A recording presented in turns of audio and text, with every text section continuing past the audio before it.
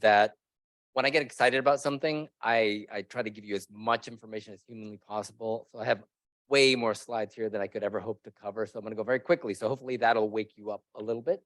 But I am, that is me. I am Jesu Aguirre, and I'm excited to come back to Texas. Once I left, after I completed my undergrad, I left and now have come back. But the Waterloo Greenway Conservancy is an organization that's working as part of a public non-profit partnership, and I deliberately changed that from private to nonprofit because I think, especially in a place like, well, a lot of our cities, there's a narrative around the privatization of some of our green spaces, and clearly we're really focused on making inclusive space. So we talk about it being a nonprofit partnership. It's between the city of Austin and the Waterloo Greenway Conservancy, which is the nonprofit. This is essentially a much smaller scale project. We have we're going to build a 1.5 mile network of parks and green spaces in downtown Austin, restoring a creek that is historically flooded. The budget in 2018 was $264 million. Of course, it's much higher than that now, but the city agreed to put in $164 million through a special tax district that was created, and then we are raising $100 million philanthropically. We've raised about 60 million of that. We have about 40 million to go. And we've also brought in some additional federal dollars that weren't part of the original calculus and some other discretionary city dollars. So we're excited about the potential there, but the numbers, as you can imagine, have gone increasingly just exponentially higher. And it's in downtown Austin, one of the fastest growing parts of the city.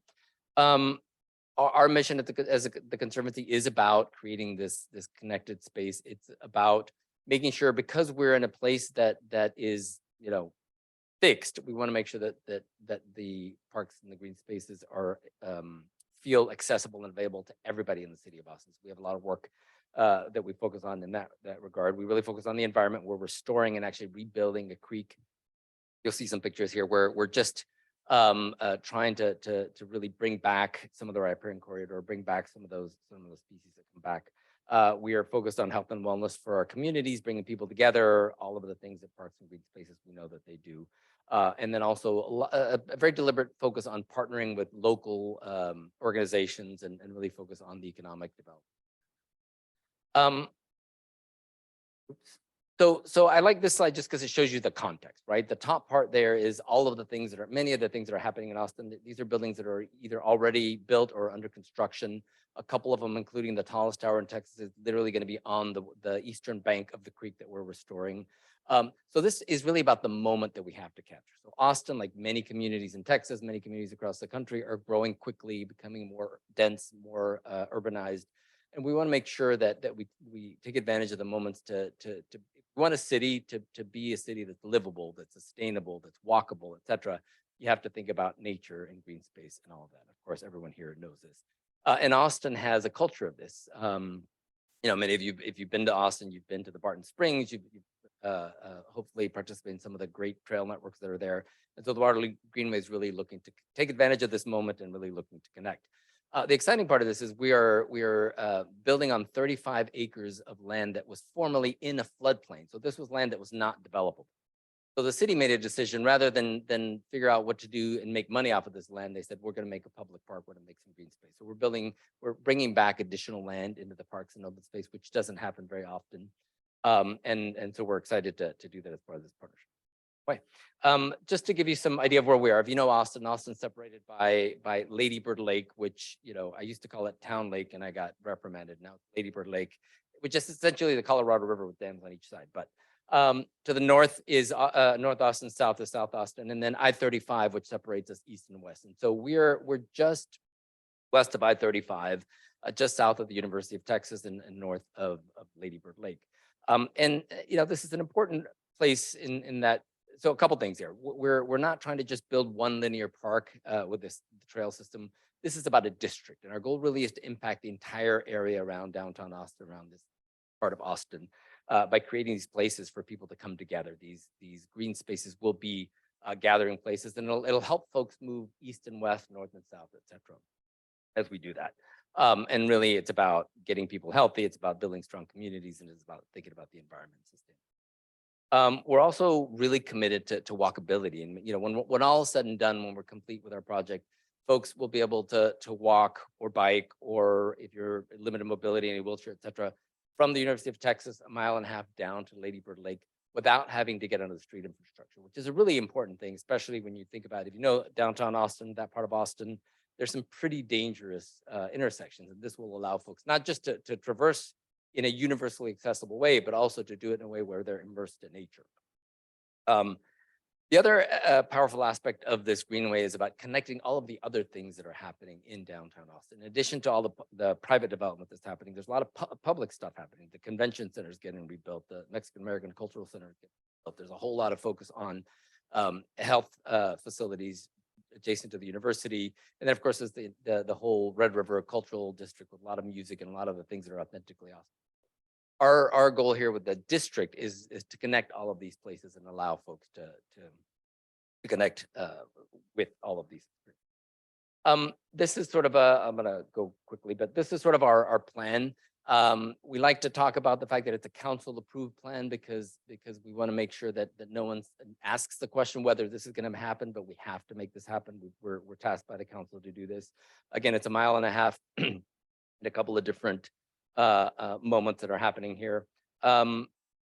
There's a couple of key places. So Waterloo Park, and I'll spend some time talking about that, is the first park that we just completed. It's an 11-acre park that's doing a lot. It has playgrounds. It has 1.5 miles trails within the park. It has places for programming for community, and it also has a 5,000-seat music amphitheater. And that's important because, of course, it's Austin. It's about live music, but also is helping us generate some revenue to help pay for the operations of the park. So the city's contributing funding from on the public side for capital, but not for operating. So each year we have to raise the operating dollars to continue the design, to maintain, program, and operate the park. Another exciting part of the Greenway will be the refuge, which is going to be a new park. Currently, it's the site of the police, Austin Police Department headquarters and their parking lot. When that's going to get relocated, we're going to build a brand new park downtown. It'll be a multi-use, so we're talking about other things that'll happen there, but it really is an opportunity for us to connect people to the creek and to the water. So when I visited Austin to talk about this job, I figured I'd have to go look at the creek before I talked to anybody. I couldn't find it. I couldn't get to it. It's really, really difficult to find it. And so we're in as many opportunities as we can, we're going to look to try to connect folks to the water and connect. Palm Park is another important marker for us. It's a park that historically has a lot of importance for the Mexican American culture in Austin. When I-35 went in and all of the other developments happening sort of got isolated in the community that used to take advantage of it, no longer do that. So we're working very closely with the community to rebuild that and make sure that it honors that culture and figure out ways to connect that. And then the final one is called the Confluence, and this is the section that we're about to break ground. So we finished Waterloo Park, roughly a $90 million park. The Confluence, we just are about to sign a contract with the developer there, a contractor there to implement this, and we'll break ground here in a few weeks. That's a roughly $80 million. So this is sort of the phasing strategy. Waterloo Park is on your right. That's the one that's complete, and then we're skipping over and going to do the orange piece, which is the Confluence piece. And you know, it wasn't my idea, but I thought it was brilliant to not do the middle part right away, because then there's additional pressure to get the darn thing done, right? So it's, you know, we could have finished one park and then the other park, and then people say, well, we're out of money, we're not going to do it anymore. Well, we're deliberately going the other way, so there's going to be this additional pressure to come back and find the money to happen. The Waterloo Park, I should have said this at the beginning. Part of the reason I mentioned the flooding and the flood zone, part of the reason that we're able to do this is the city built a storm control tunnel that goes under the Greenway, 1.5 miles again from Waterloo Park all the way down to the water, and therefore there's no risk of flooding in the creek. I just had a meeting with the director of the Watershed Protection Department, who's one of our partners, who told me that they just got a discount on their insurance bill because the federal government finally took all of their public properties out of the floodplain, and they're literally saving $250,000 every year just insurance, just for the public properties, never mind all of the other private development there. So it's a pretty important thing. And so the tunnel is 1.5 miles. It's a gigantic thing that is, you know, the infrastructure is what allows us. So I want to focus a little bit on sort of how we got to this. So again, I talked about the framing, the phasing. You know, there's a lot of history in Austin. There's a lot of history. You know, Waterloo Park. If you were in Austin in the, I guess, 90s, and so There's a lot of music that happened, but then this park was closed for 10 years, fenced off for 10 years, and we're excited to bring that back. It's been open now for a year. This is what it looks like. It's a hard-working park. There's a lot happening in this park. In addition to the concerts, there's all sorts of activities that I'll talk about in a second. We've been open a little bit over a year. We had one full season. But you can see where we're located, right? We're just east of the Capitol. We're just south of the university. On the other side, we've got all sorts of development happening. There's a lot of pressures for this kind of land, and I'm really excited that we're able to provide open space. This is sort of what it looks like. A couple key things for us. So I talked about the accessibility. We're committed to universal accessibility so that everybody has the exact same experience. You don't have to go find an elevator if you're in a wheelchair, but everybody can go the exact experience. The other pieces are about restoring the habitat, and 95% of the plantings we've done in this park are native. We're trying to recreate the Central Texas habitat. We've planted tens of thousands of plants and hundreds of trees. And when you go to the park, and I invite everyone to go to the park, it doesn't feel like a brand new park. It doesn't feel like it's been open for a year because we've got a bunch of trees that were transplanted. There are 8 trees that have moved around the property. Some came from the University of Texas, some came from the Capitol complex. So it doesn't feel like this brand new park that you're still waiting, begging the stuff to grow. It's really actually thriving. Of course, at the core of what we're doing is creek restoration, and restoration maybe is not even the right word because we're rebuilding the creek, and I'll show you everything's down to them. Really taking this opportunity to rebuild this whole riparian corridor. And Waterloo Park was the first park that we learned a lot of the things that we're trying in this first section, or the learnings that we're implementing through the rest of the park.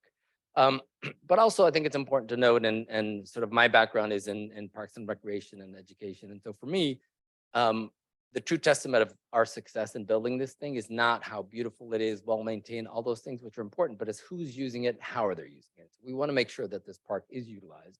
And as we design it and as we maintain it and program it, it really is about the people who are going to. We're really committed to water. 90% of the water is reclaimed water, so we're able to continue to irrigate even in some of those dry, often environment there. So skipping to the next phase. So this is the confluence, and this is sort of the southern end of this, where it opens into the Lady Bird Lake. And the focus here really is about some of that connectivity. And this is where the creek is really difficult to find.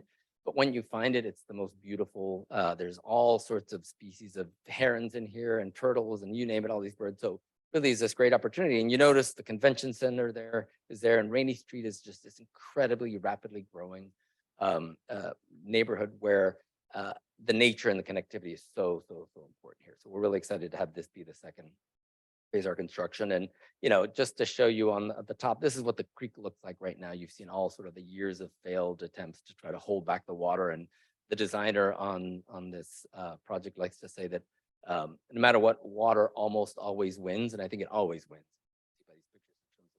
Floods have been doing. So, the before is what it looks like now. The below is what it's gonna look like, and we're really gonna come back and recreate the opportunity for nature to come back. So we can't rebuild the nature, but we'll try to recreate the opportunity to have them come back.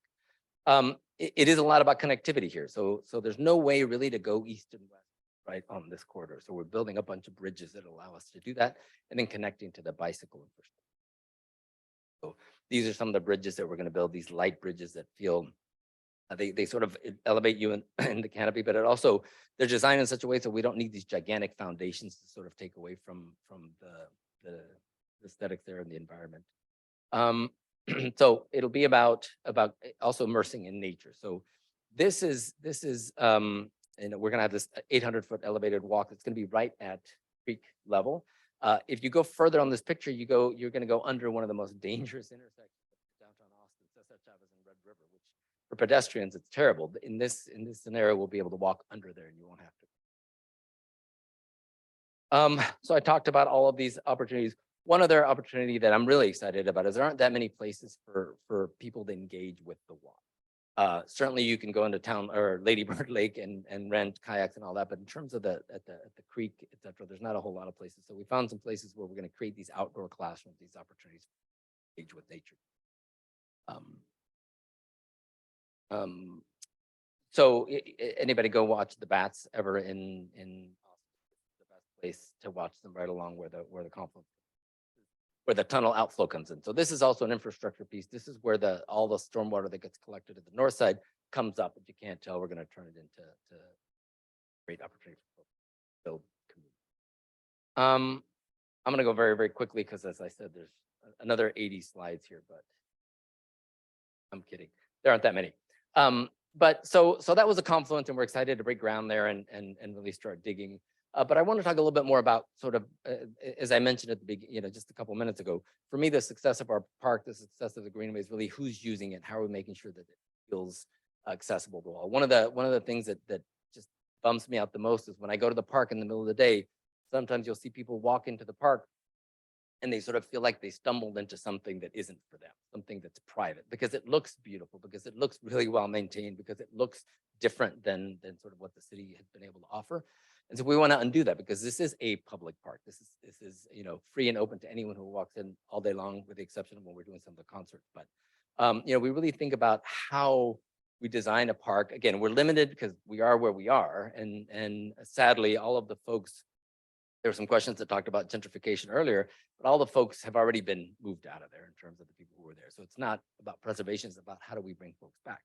And I think the way we do that is by the way that we design programming and design opportunities for them to come back. So we think about, obviously the design is important, but also the programming is going to be, it has to be programming where we engage with the community and we talk to them about what they want to see in the park to make that would help them want to come in. And Dr. Frumkin, you talked about other aspects. Transportation is such a key part of this, right? It's really hard to get to this park if you don't have a car. So how do we mitigate some of that? And we're still trying to figure out that. Another important part of our work is acknowledging this history, and many of our communities have less than positive history. Downtown in Austin, and particularly this area, has some pretty negative history. All the way back to 1928, where Black and brown people were forced to move east to leave the more desirable West Austin properties for more affluent folks. And so they were moved east, and otherwise it wouldn't get public services. And then you layer on top of that the redlining that really impacted this area. And you layer on top of that the stark division that was brought in when you brought in I-35. It really creates a lot of history that when we go out and meet with community about what we're doing there, it's still there for them. It's still important for them. So we have to make sure that we don't ignore it, and we really talk about how we can mitigate some of the opportunities for folks. And we do that by going out to talk to people and engage with people. We did it before the park opened, and we're going to continue to do it on a regular basis, because engagement isn't a one-time thing. It's an ongoing, deliberate conversation that you have to have with the people that you serve. Otherwise, how do you know you're going to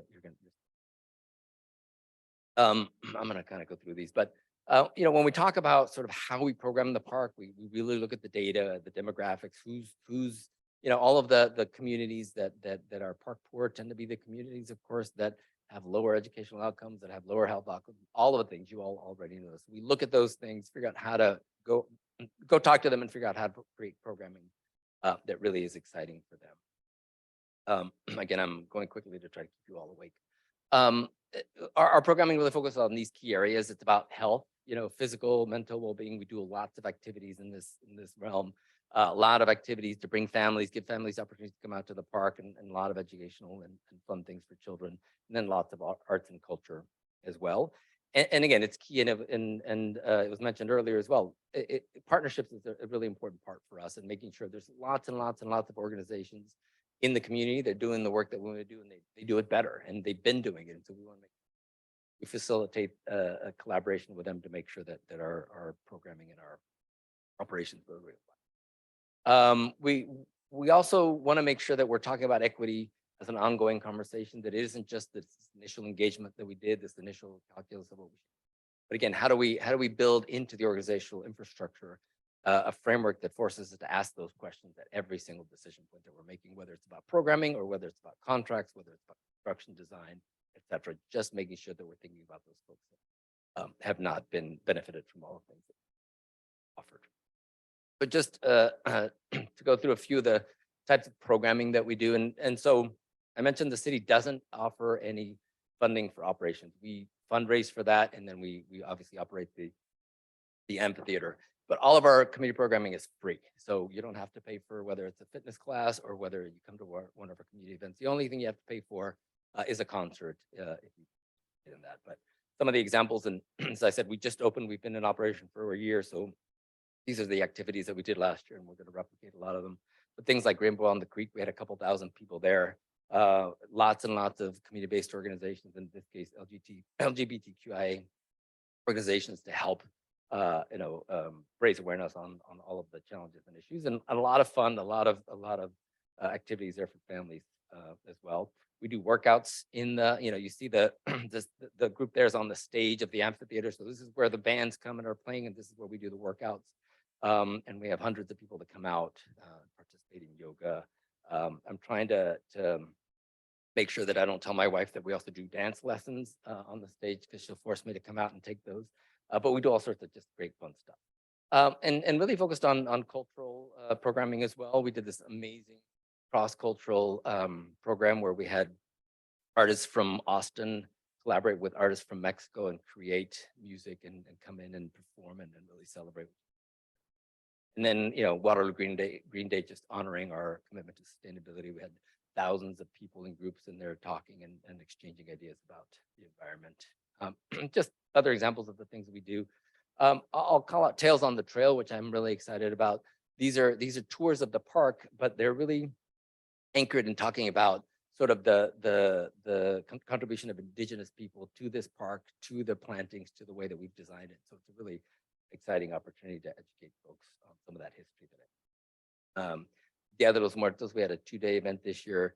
Roughly 3,000 people each night came to celebrate this very important Mexican celebration. And of course, Creek Show. If you've been to Austin, or if you haven't been to Austin, Creek Show is an amazing exhibition installation of lights. We had about 70,000 people go through the park for Creek Show this year. And we do lots of concerts, and we also do our own concerts. This year, we're doing a collaboration with the symphony, a collaboration with the orchestra. We're trying to do a collaboration with the ballet and sort of make some of these things a little more accessible. And of course, lots of music as well. Regular, I guess, concerts. And then just kind of to wrap up, we're committed to all, the equity, we're committed to the accessibility, but we're also committed to the environment sustainability. And so the amphitheater received a 4-star rating for the Austin Green Energy Building. The Confluence is going to be rated by the site certification. So really making sure that we're being responsible stewards as we do building and as we go along. So our job is not just with our own operations to be responsive to the environment, but also in our educational programs, and make sure that every time people come in, whether it's talking about the pollinators in the park, or talking about the creek restoration, or talking about the way that the water is recycled, we want to use every opportunity to. I already talked about mobility and connectivity and how important it is for us to make sure that this Greenway is providing all of these opportunities to connect with each other, with all of the other things that are happening. And then we're integrating into the hike and bike trail network in Austin. That's pretty robust. And when we're done, you will be able to connect to all of them. The one slide on the economic impact. I know that there's a lot of talk of, how do we get the investment? So we've done studies as well to talk about kind of the impact already to $2 to $4 billion on a 200. Pretty significant, and of course that continues. And then I'll end with the partnership and collaboration. We have dozens and dozens of organizations that we partner with, both on the programming, on the design, on the way that we operate, maintain. We have a partnership with the Downtown Austin Alliance, where we cross-train ambassadors that work in our park and that work in other parks across the downtown area. And these are folks who were either formerly unhoused or have own substance abuse trained, and then they become ambassadors, and they're the best park ambassadors I've ever. Really important to do that and to model the opportunity. Thank you so much.